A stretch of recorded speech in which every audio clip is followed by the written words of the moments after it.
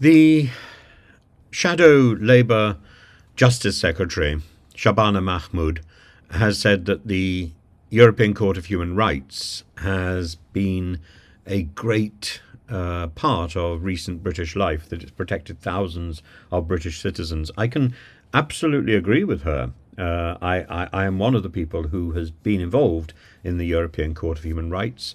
I took a case through the European Court of Human Rights with, and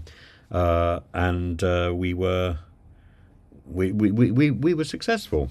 It was a case about torture, and it took a long time. The European Court of Human Rights isn't quick, and it's but it is a good last resort. In this case, the case was about a failure of the national Greek courts, and the European Court of Human Rights certainly gave directives to Greece, which Greece has still not acted upon, which is a great shame. And I hope eventually Greece will act on that. And it's about reforming the law, reforming 4 different laws. And it's now, I think, 15 years overdue. But I cross my fingers and I hope. And Rishi Sunak is likely to put in the election manifesto a desire to leave the European Court of Human Rights, or indeed to trigger a departure from the Court of Human Rights. But it needs 6 months' notice, and I don't think really there is 6 months before the next general election, unless Rishi Sunak determines to hold out to cling on to the last possible minute and have an election in January. I think that's unlikely. But it is gratifying to hear that the future Labour government will continue to support the ECHR. How would leaving actually make life better? Is this just another group of people for the Tories to blame for the complete ineffectiveness over 14 years?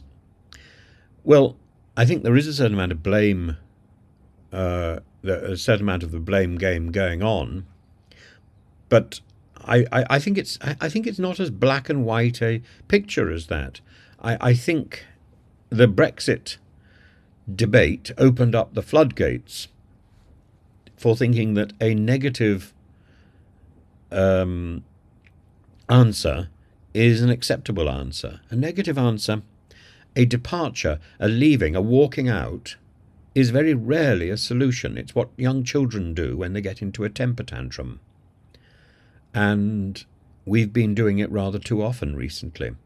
Small businesses are now suffering badly because of the extra payments that are demanded in exports and imports.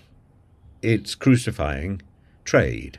And it doesn't matter how many trade agreements we make with Australia or with Canada or with India. It doesn't get round the fact that our own trade is hampered by the bureaucracy that comes with Brexit.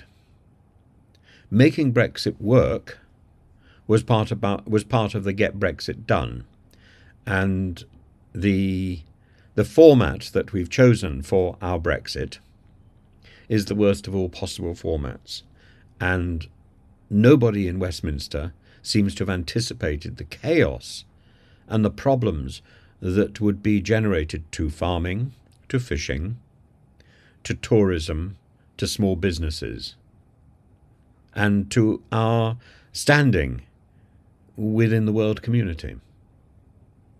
I have yet to hear from anybody what a Brexit bonus is, let alone see one delivered.